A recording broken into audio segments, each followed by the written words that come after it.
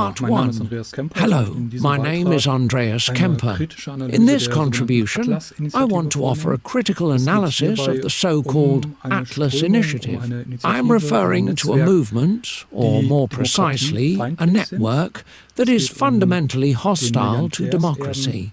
At its centre is billionaire heir August von Finck Junior, the son of August von Finck Senior, who inherited a vast fortune amounting to several billion euros or Swiss francs, and an ideologue named Markus Krall, who has just published a book titled Die Bürgerliche Revolution, the Bourgeois Revolution. I want to show that the threat to democracy does not come solely from the ethnically driven fascist tendencies evident in the AfD alternative for Germany, exemplified by figures like Björn Höcke, but also from an anti-democratic current at the fringes of the AfD that, although not overtly fascist, comes from a so-called neoliberal background. Note, in the German context, neoliberal often refers to a strand of free-market, libertarian thought that is quite different from the American use of liberal, which usually implies progressive or left-leaning policies. In fact, fringe is not even the right word, because the AfD essentially consists of just these two groups, the fascist, anti-democratic wing represented by Höcke, and a neoliberal wing. However, those in the latter faction typically call themselves Rechtslibertar or Palo-Libertar, a particular spin on neoliberalism that aligns with Hayek's ideas, indeed a specific branch of Hayekian thought. I will now outline this current, which is just as opposed to democracy as the fascist wing. So the focus is the Atlas Initiative, and as I mentioned, it centres primarily on August von Finck. August von Finck Junior, son of August von Finck Senior, who had already inherited a fortune and, among other assets, inherited the bank Merck, Fink & Company, is our main figure. His father played a role as an early supporter of Hitler and the NSDAP. Already in 1931, there was a meeting at which August von Finck Senior promised Hitler or the NSDAP that if there were a threat from the left, if leftists ever attempted a coup, he would provide 5 million Reichsmarks to finance the NSDAP or the SA for an armed counter-revolution. This never happened, as there was no leftist coup attempt. In 1933, Hitler's rise to power, the so-called Machtergreifung, followed. Even before the Reichstag elections, there was an industrial meeting with Hitler, during which he delivered a 90-minute speech. In that address he predicted, "The next Reichstag election will be the last." Many industrialists were present, not only promising but actually investing vast sums, often hundreds of thousands or even millions, in the NSDAP. August von Finck Senior appeared on several occasions as a supporter of Hitler. This was no coincidence. Later he acquired banks through Aryanization. He took over institutions like the Rothschild Bank and the Dreyfus Bank, meaning that Jewish banks were transferred directly into his hands. In some instances, bankers even committed suicide before being sent to concentration camps once their assets were handed over to him.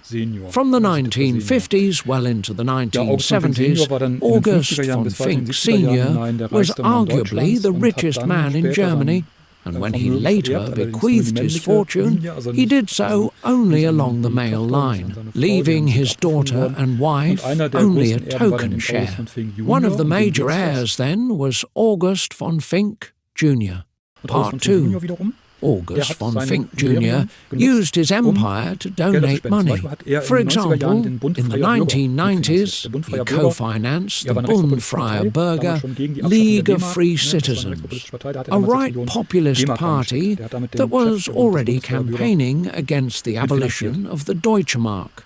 He invested about 6 million Deutsche Marks to support the party's leader. He also helped fund the Bürgerkonvent Citizens Convention with 6 million euros.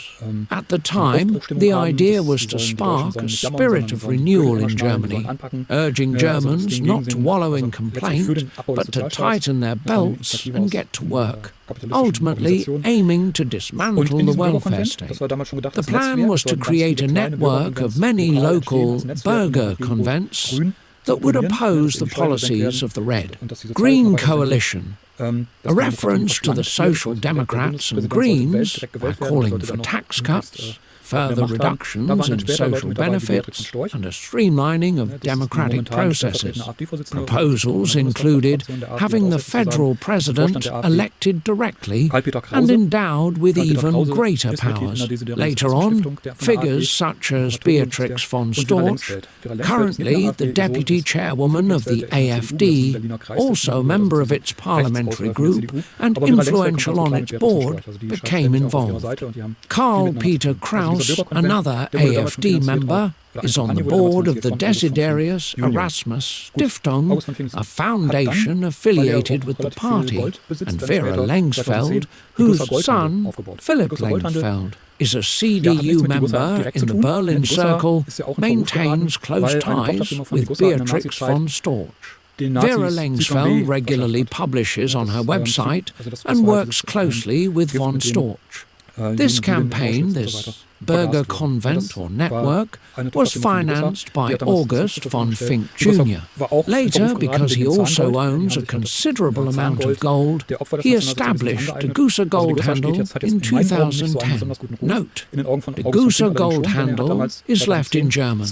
It is a gold trading company that uses the Degussa name, a name that is controversial due to historical associations, as a Degussa subsidiary during the Nazi era provided Zyklon B, the poison used in gas chambers, and was implicated in the expropriation of dental gold from victims of National Socialism. Part 3. In 2012, Thorsten Polleit was appointed chief economist of Degussa Goldhandel, a known neoliberal ideologue. Polleit also went on to establish the Ludwig von Mises Institute later that same year. Note, Ludwig von Mises was an influential economist of the Austrian school of thought. In Germany, liberal or neoliberal in this context refers to free market. Libertarian ideas that differ substantially from the American notion of liberal, which tends to mean progressive.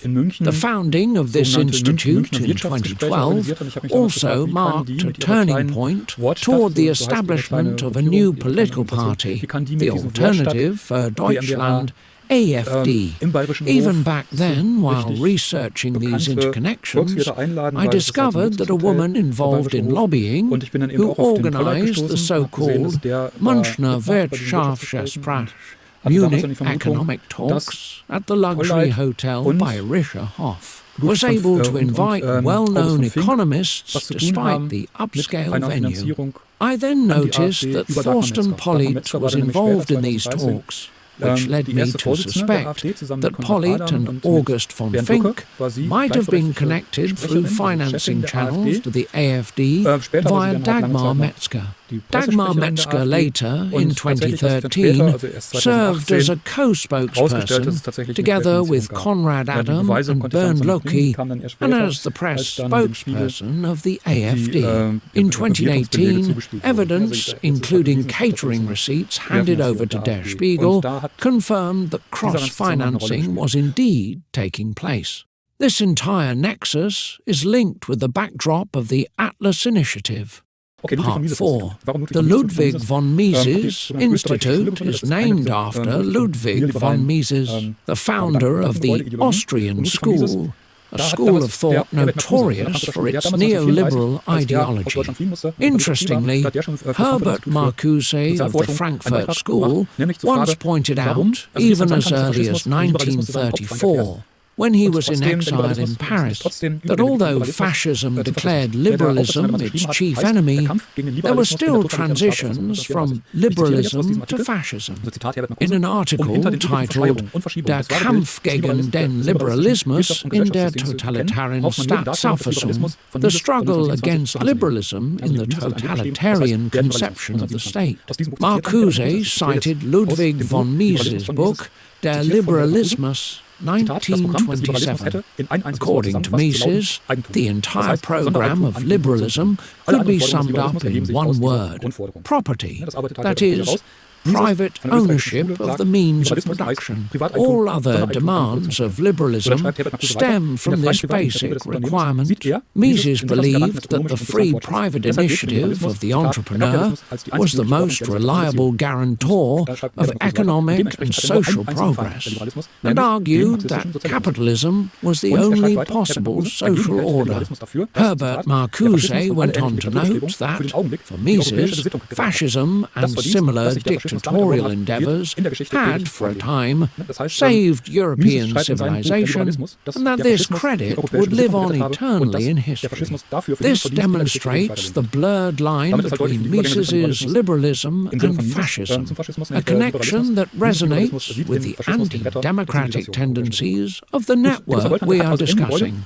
Notably, the Ludwig von Mises Institute was established in the premises of Degussa Goldhandel with Thorsten Polly as its chair. Its board includes 2 managing directors from August von Finck's business empire. In other words, this institute is not a private venture. It is dominated by and situated within the sphere of August von Finck's empire. Its partner institution is based in Alabama in the United States, the Mises Institute, where figures such as Ron Paul play a role. Note, in this context, terms like Rex Libertar or Palo Libertar indicate a form of libertarianism that embraces old or traditional values. While they are broadly neoliberal in the sense of advocating for free markets, they stress a return to old Palau forms of liberal thought, rather than the new neoliberalism more common today. The German Ludwig von Mises Institute works closely with the US-based Mises Institute. This is evident in overlapping personnel. For example, Guido Hulsmann and Hans-Hermann Hoppe serve both on the Scientific Advisory Board of the German Institute and as senior fellows, that is, as teaching and research staff at the US Mises Institute. Hans-Hermann Hoppe recently, in 2005, gave an interview to the right populist newspaper Junge Freiheit, a publication that, for a time, was regarded as the de facto party paper of the AfD, although nowadays it tends to represent the neoliberal wing rather than the Hock faction. In that interview, titled Freiheit statt Demokratie, Freedom instead of Democracy, Hoppe provocatively declared, there is no democracy in the family, in the church, especially not in the Catholic Church, nor in science or business. Nowhere does every voice carry equal weight. In all spheres there are degrees of natural authority. When Moritz Schwarz of Junge Freiheit asked if Hoppe might be a case for the Domestic Intelligence Service, the Wehrpflichtenschutz, Hoppe replied dismissively, noting that the service did not even know what to do with him. He claimed that while he was an enemy of the democratic state, to label him an enemy of freedom, private property, family, or everything of value to the average citizen was absurd, even laughable.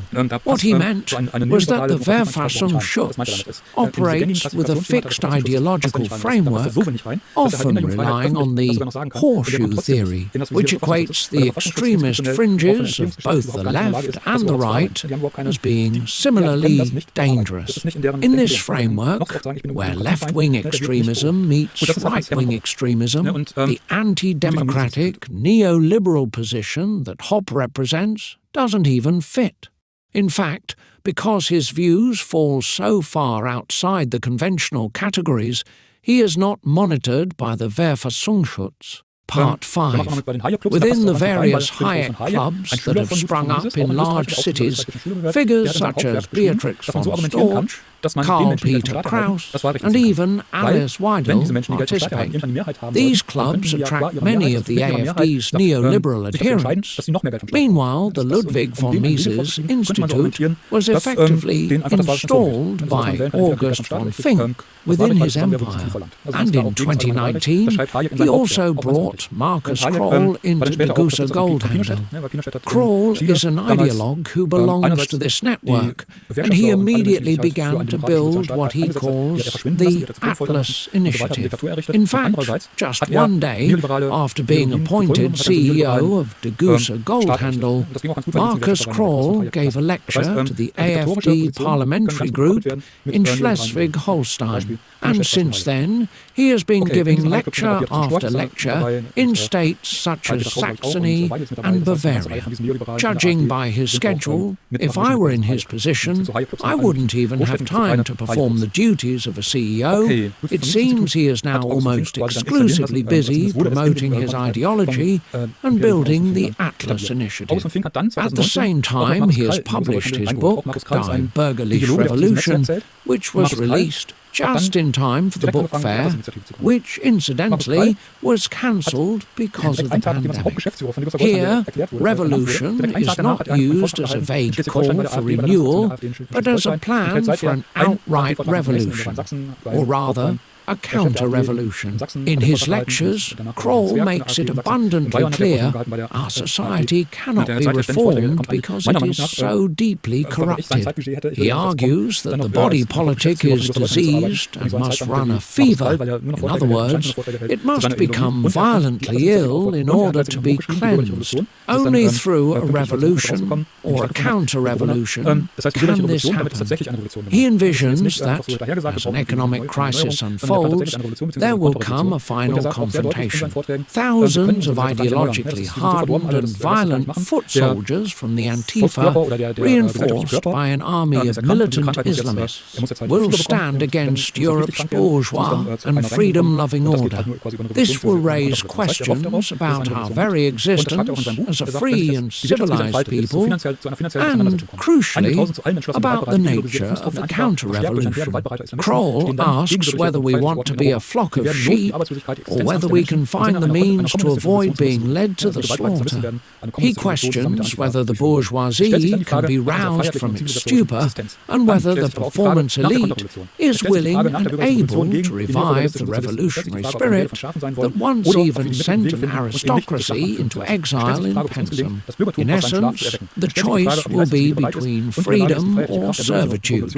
At first glance, this might sound like an expansion of voting rights, offering more choices, but in reality, Krall's idea is to fundamentally alter or even abolish universal suffrage. He proposes that every citizen must choose, either enjoy the right to vote for the duration of a legislative period and forego any state transfers, or receive state benefits, for example, if unemployed, a BAföG recipient, or even someone employed in a subsidized business, and, as a consequence, lose the right to vote. In an interview with Roland Tichy, Krall explained, of course, those receiving BAföG, social assistance, or working in subsidized firms would then be deprived of their voting rights. You can choose to vote, but then you must not work or receive BAföG, or unemployment benefits. In other words, voting should occur in tandem with the legislative period and be binding for that duration. What does this mean? Without claiming to have solved the overall problem, I propose a simple idea for discussion. Anyone who accepts money from the state, whether as a citizen receiving social transfers or as an entrepreneur benefiting from subsidies, should not be allowed to vote. In this way, the possibility of vote buying with other people's money would disappear. If one opts for the right to vote and therefore renounces state transfers, one must forego any state aid for the duration of the legislative period. If circumstances later require such support, then the right to vote would be suspended for 2 full terms. The language alone is outrageous. The entire argument is presented as if it were about granting an abundance of freedom, suddenly allowing a choice where there was none before, but in truth it is about abolishing universal suffrage. Universal suffrage means that every citizen is allowed to vote, not just a privileged few. That is precisely what Krall intends to dismantle, and he does not merely wish for such a change in theory, he is actively working toward it with his Atlas initiative. Part 6. Markus Krall works together with André Lichtschlag. Note, Eigentum Frey is left in German here. It is the name of a glossy magazine known for its radical liberal and anti-democratic stances. Its name roughly translates as peculiarly free, but it is best left in the original language because of its specific connotation. Lichtschlag had already inspired Konrad Adam, who in 2006 was a journalist writing for outlets such as Faz and Die Welt.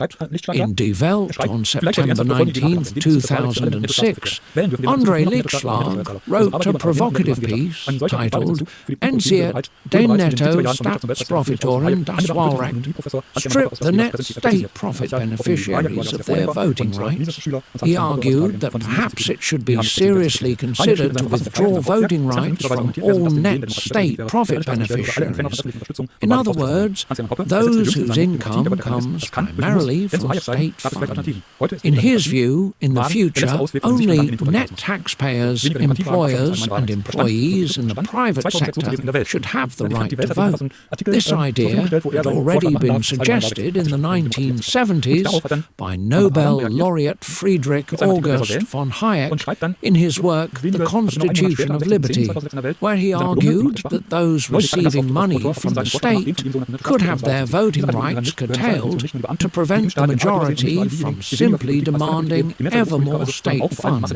More recently, economist Hans-Hermann Hoppe from Las Vegas refined the idea by turning the tentative could into a firm must. A month later, on October 16, 2006, Konrad Adam responded in his column Die Macht der Schwachen, the power of the weak, in Die Welt.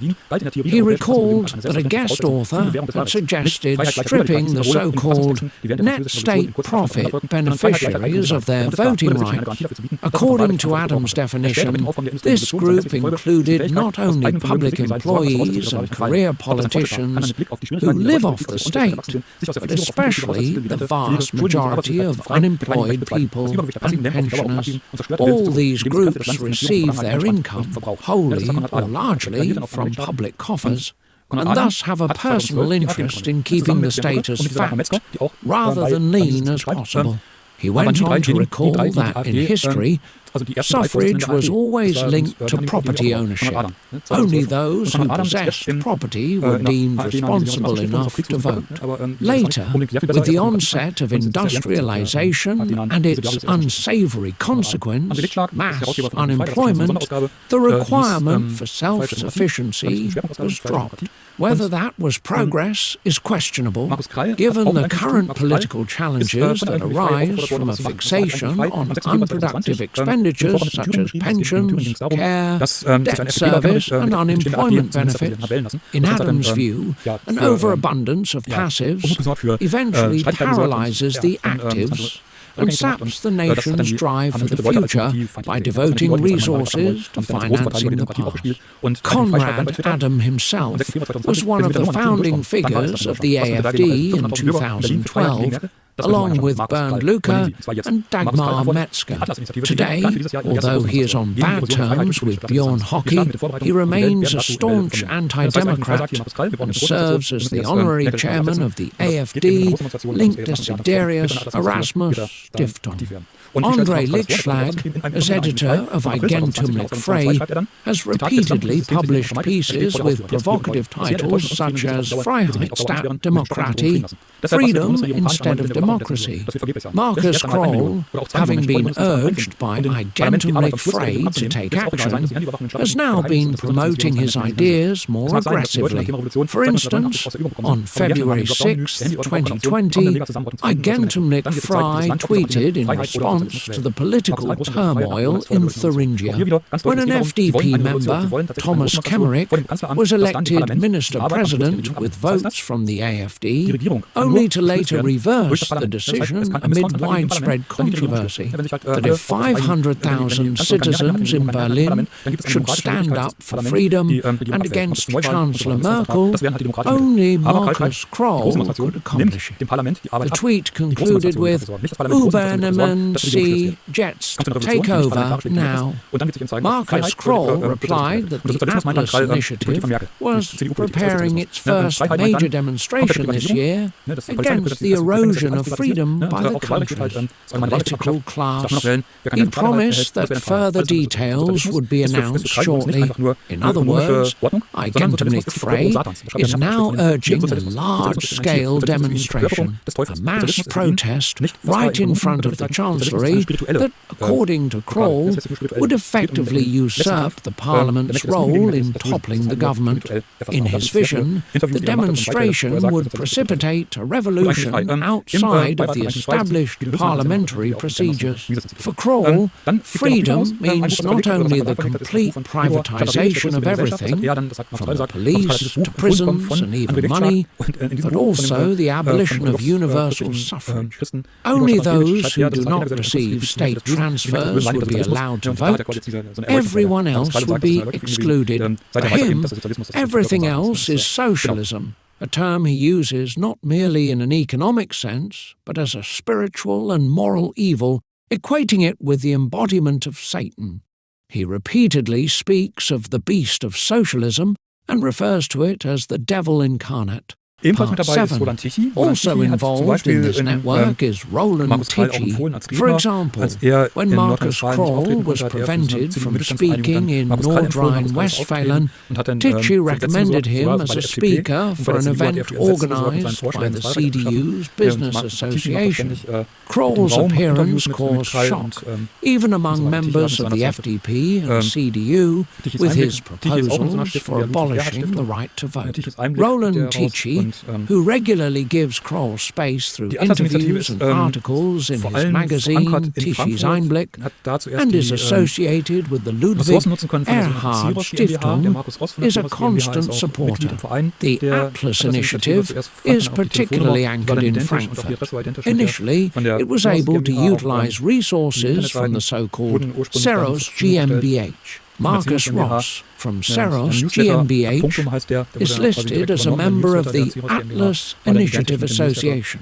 In fact, the telephone number, address, and even the original website and newsletter, called Ad Punctum, were identical to those of Seros GmbH. Although these details have since changed, other figures such as Fritz Gergen, once a full-time politician on the FDP board, later on also involved with the Friedrich Naumann Stiftung, a party-adjacent foundation, and associated with Jürgen Mollermann's infamous Project 18, an initiative aimed at turning the FDP into a a provocative fun party to capture around 18% of the vote were also connected. Gergen's face appears alongside that of Roland Teichi on the Tischi's Einblick website among the list of authors. Other individuals connected to the Atlas Initiative include Helga Ziegler, President of the Federal Association for the Real Estate Industry, and Thomas Punzmann of Gallery Punzmann in Frankfurt. The Gallery Punzmann now provides the contact details and even hosts the production of the Atlas Initiative's YouTube videos, often filmed in front of one of its paintings. Thomas Punzmann is also a member of the advisory board of the AfD-linked Desiderius Erasmus Stiftung, whose honorary chairman is Konrad Adam. Punzmann has also taken photos of Axel Kraus. A scandal erupted in Leipzig when Kraus, due to AfD-adjacent statements, was prohibited from exhibiting at a gallery. Kraus is likewise a board member of the Desiderius Erasmus Stiftung. Beatrix von Storch, as already mentioned, is on the AfD board. On the Atlas Initiative's YouTube channel, contributions are also made by Hans Christian Salger, a former AfD member in Frankfurt, who, along with Krall, regularly appears in the videos. Regarding the Atlas Initiative's Facebook group, it appears that Wolfgang Hübner is largely responsible for its content. The group mainly features links to articles from websites like Achtig.10 and Ticchi's Einblick, along with many original posts, most of which are authored by Wolfgang Hübner himself. Hübner is also well known in Frankfurt. He was very active with Bürger für Frankfurt, a merger of the Bund Freier Bürger with a trade initiative once funded by August von Finck, and is now, as far as I know, its honorary chairman.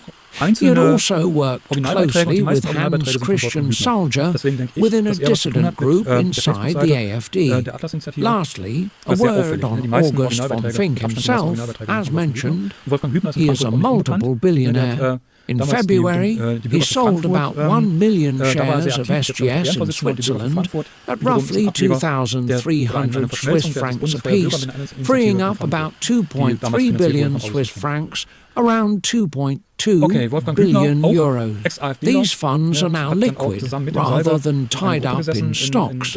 The question is, what does he plan to do with these 2.3 billion Swiss francs? It is speculated that he may now be preparing to distribute his inheritance. Some fear that at 90 years old, yet still vigorous, he might allocate a significant portion of these funds to the Atlas Initiative to finance a revolution or counter-revolution. To sum up my critical analysis of the Atlas Initiative, it is now clear that the danger to democracy does not come solely from the ethno-nationalist, fascist wing of the AfD, as represented by Bjorn Hock, but also from factions within the AfD that are equally anti-democratic. These factions do not necessarily use ethnic nationalist rhetoric. Instead, they argue from a neoliberal, or more precisely, old libertarian, Palau-Libertar perspective rooted in inherited wealth and the injustices that come with its unequal distribution. Every year, enormous fortunes, amounting to hundreds of billions of euros, are inherited and increasingly concentrated among the super-rich. In my view, it is evident that those who represent these interests are also anti-democratic and pose a real threat to our democratic order. Moreover, there are prepper groups stockpiling weapons and maintaining death lists that open openly proclaim things like the revolution is at hand and refer to a gold trader from Hartgeld.com named Walter K. Eichelberg. He repeatedly warns the revolution is coming the day after tomorrow, it's X day, now we must get the weapons out. He even asserts that in the new government, Markus Krall will serve as Reich Finance Minister. Such statements are echoed by prepper groups who are clearly gearing up for violent action.